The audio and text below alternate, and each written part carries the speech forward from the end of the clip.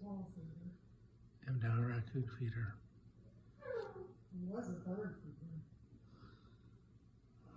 Lord. Alright, let's see what. I don't want to let Ollie out because they also have a wren. They have wren babies if anyone wants to know up in there.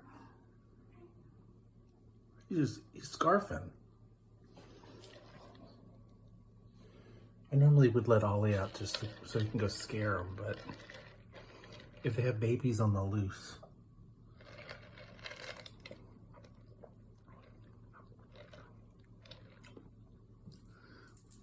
All right.